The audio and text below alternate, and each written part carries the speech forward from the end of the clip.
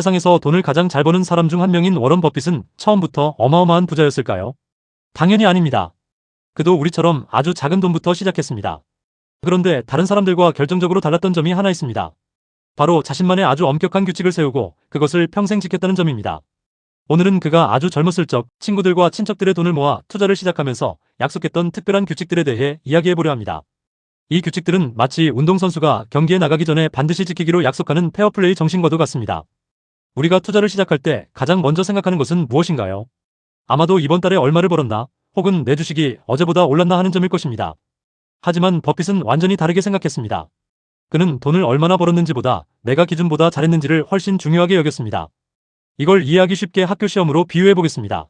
만약 이번 시험 문제가 너무 어려워서 반 친구들 전체 평균 점수가 30점인데 내가 40점을 받았다면 어떨까요? 점수 자체는 낮지만 나는 공부를 아주 잘한 셈입니다. 반대로 시험이 너무 쉬워서 평균이 95점인데 내가 90점을 받았다면 점수는 높지만 사실은 공부를 소홀히 한 것이 됩니다.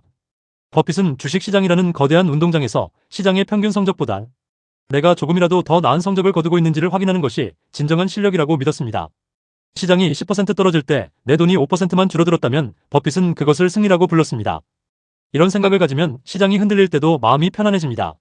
남들이 다 돈을 잃고 울상을 지을 때 나는 조금 덜 잃고 있다면 나중에 시장이 다시 좋아졌을 때 훨씬 더 높이 올라갈 수 있기 때문입니다. 이것이 버핏이 강조한 첫 번째 마음가짐입니다. 남과 비교하는 것이 아니라 명확한 기준을 세우고 그 기준보다 나은 성과를 내는 것에 집중하는 것입니다. 두 번째로 버핏이 강조한 것은 바로 시간입니다. 그는 투자를 나무를 심는 것에 비유하곤 했습니다.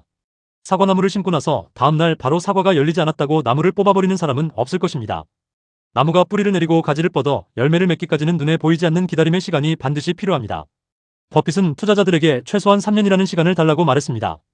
1년 정도의 짧은 기간에는 운이 좋아서 돈을 벌 수도 있고 반대로 실력이 좋아도 운이 나빠서 돈을 잃을 수도 있기 때문입니다. 하지만 3년 정도의 시간이 흐르면 운보다는 실력이 서서히 드러나기 시작합니다. 그래서 그는 짧은 성적표에 일희일비하지 말고 긴 호흡으로 함께 가자고 제안했습니다. 조급함은 투자의 가장 큰 적이며 느긋하게 기다릴 줄 아는 사람만이 복리라는 마법의 열매를 맛볼 수 있다는 사실을 그는 아주 잘 알고 있었습니다. 또한 그는 아주 솔직한 약속을 하나 더 했습니다. 바로 미래를 예측하지 않겠다는 약속입니다. 많은 사람이 내일 주식값이 오를지 내릴지, 내년 경제가 좋을지 나쁠지를 알고 싶어 합니다. 하지만 버핏은 당당하게 말했습니다. 나는 내일 무슨 일이 일어날지 모릅니다. 라고 말이죠. 대신 그는 자신이 잘 아는 것에만 집중하겠다고 했습니다. 날씨가 어떻게 변할지 맞추려 노력하는 대신 비가 오든 눈이 오든 튼튼하게 버틸 수 있는 좋은 집을 짓는데 집중하는 것과 같습니다. 우리가 조종할 수 없는 외부의 상황에 에너지를 쓰는 대신 내가 직접 조사하고 확인할 수 있는 기업의 가치에만 모든 열정을 쏟아붓는 것이 버핏의 방식이었습니다. 마지막으로 버핏은 투자자들과의 신뢰를 가장 소중히 여겼습니다. 그는 자신이 세운 이 규칙들을 어기면서까지 돈을 벌 생각은 전혀 없었습니다. 만약 본인이 세운 원칙대로 성과를 내지 못한다면 언제든 투자자들에게 돈을 돌려주고 물러나겠다는 선언까지 했습니다. 이런 정직함과 명확한 규칙이 있었기에 사람들은 안심하고 버핏에게 소중한 자산을 맡길 수 있었습니다.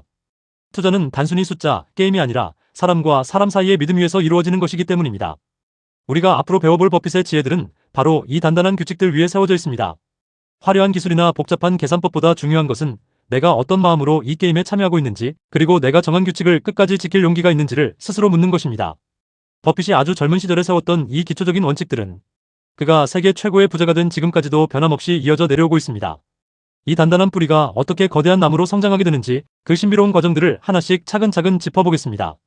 좋은 투자의 길은 복잡한 곳에 있는 것이 아니라 우리가 잊고 지내기 쉬운 아주 당연하고 상식적인 약속들을 지키는 것에서부터 시작됩니다. 이제 우리가 그 단단한 규칙들을 마음속에 새겼다면 실제로 버핏이 어떤 방법으로 마법 같은 결과를 만들어냈는지 그 구체적인 도구들을 살펴볼 차례입니다. 버핏이 가장 강력한 무기로 꼽는 첫 번째는 바로 복리라는 개념입니다. 복리는 아주 단순해 보이지만 시간이 지날수록 무시무시한 힘을 발휘합니다. 예를 들어 눈덩이를 굴린다고 생각해 보겠습니다.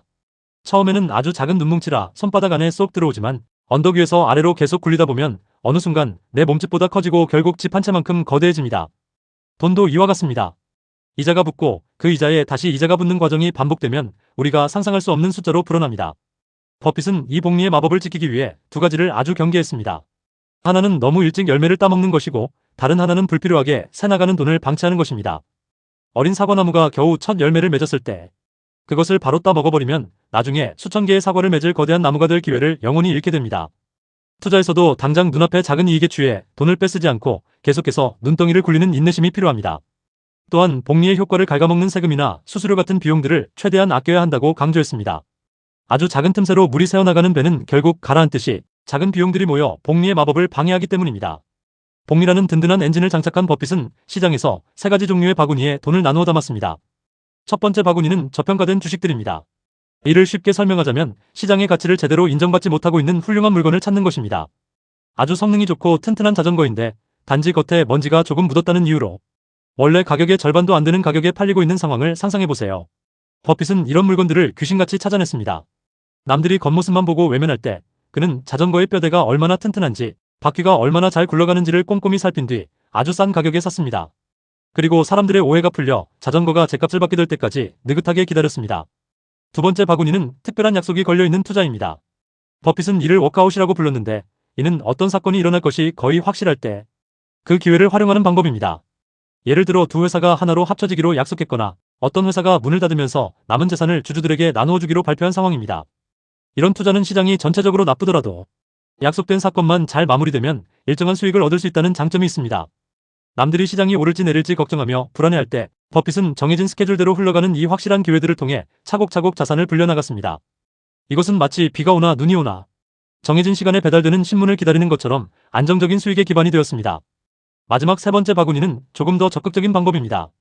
바로 회사를 직접 사들여서 운영하는 방식입니다. 어떤 회사가 아주 좋은 기술을 가지고 있는데 경영하는 사람들이 게으르거나 잘못된 판단을 내려서 회사가 어려워진 경우가 있습니다.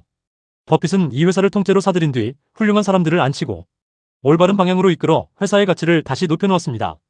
낡고 고장난 장난감을 가져와서 깨끗하게 닦고 부품을 갈아 끼워 새 것처럼 멋지게 만들어내는 장난감 병원과 비슷합니다. 이렇게 가치가 높아진 회사는 나중에 훨씬 더 큰 수익을 가져다주는 보물상자가 되었습니다. 버핏은 이 세 가지 바구니를 적절히 섞어가며 어떤 상황에서도 흔들리지 않는 포트폴리오를 만들었습니다.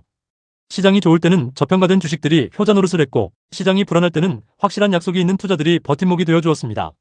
그리고 큰 기회가 왔을 때는 직접 회사를 고쳐서 큰 수익을 만들어냈습니다. 이 과정에서 버핏이 보여준 모습은 복잡한 계산기를 두드리는 수학자의 모습이라기보다 가치 있는 것을 알아보고 그것을 소중히 가꾸는 정원사의 모습에 더 가까웠습니다.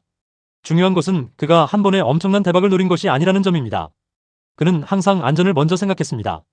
만약 내가 100원의 가치가 있는 물건을 40원에 샀다면 설령 내 판단이 조금 틀려서 실제 가치가 80원밖에 안 되더라도 나는 여전히 돈을 벌 수 있습니다.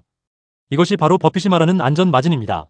누구나 실수할 수 있다는 사실을 인정하고 그 실수를 하더라도 다치지 않을 만큼의 충분한 여유 공간을 확보하는 지혜입니다. 이 소박하지만 강력한 지혜들이 모여 우리가 아는 거대한 부의 성을 쌓아 올린 것입니다.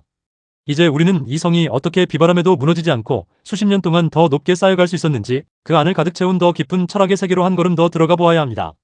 단순히 돈을 버는 기술을 넘어 세상을 바라보는 눈을 키우는 여정은 지금도 계속되고 있습니다.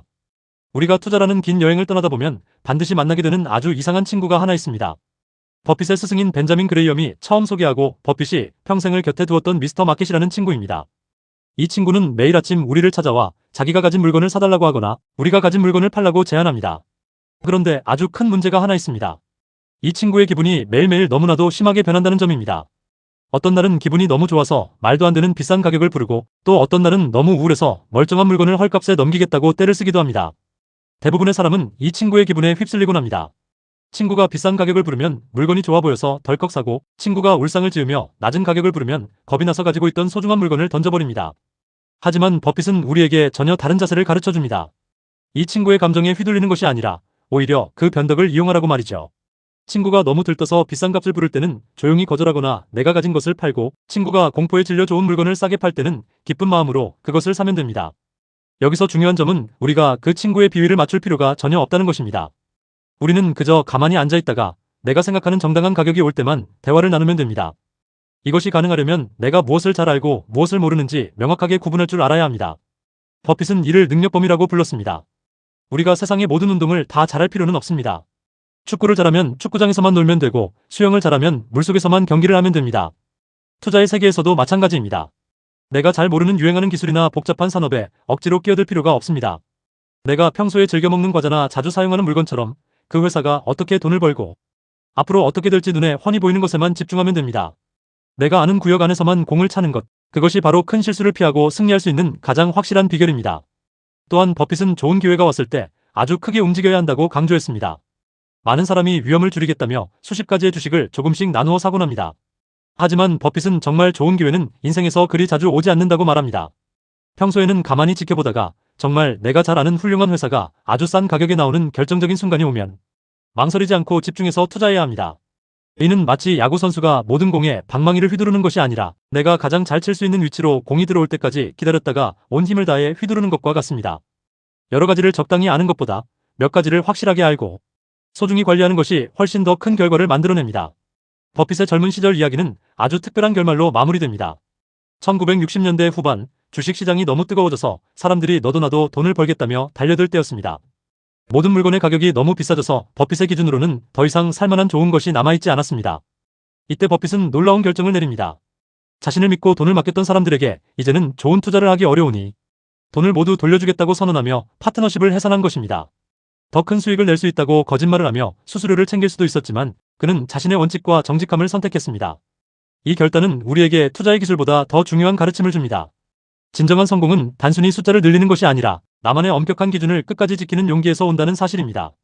버핏이 시장의 소음에서 벗어나 조용한 마을에서 수십 년 동안 불을 쌓아 올릴 수 있었던 것은 남들이 무엇을 하는지에 신경 쓰지 않고 오직 가치와 원칙에만 집중했기 때문입니다. 우리가 지금까지 살펴본 버핏의 초기 원칙들은 아주 단순해 보이지만 실천하기는 결코 쉽지 않습니다. 하지만 이 길을 묵묵히 걷는다면 시간은 우리 편이 되어줄 것입니다. 복리의 눈덩이를 굴리고 미스터 마켓의 유혹을 이겨내며 내가 잘 아는 분야에서 안전하게 전진하는 것. 이 상식적이고도 단단한 철학이 여러분의 자산을 지키고 키워주는 가장 든든한 지도가 되어줄 것입니다. 부의 크기는 머릿속의 지식보다 마음속의 인내심과 정직함에 달려있다는 사실을 잊지 마시기 바랍니다.